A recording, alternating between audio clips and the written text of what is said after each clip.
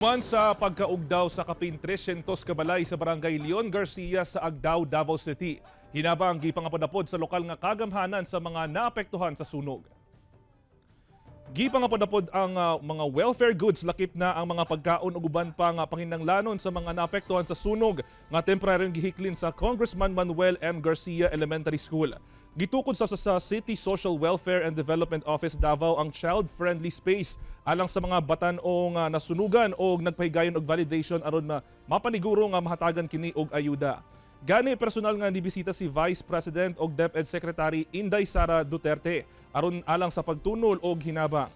Sa social media post ni VP Sara, nagpahimangno kini nga likayan ang illegal nga connection o pagpalit og baratuhon nga extension cord ug charger aron malikay sa short circuit. O di ba magpondo og fire extinguisher sa panimalay aron gilayong mapalong ang kalayo pananglitan magkasunog.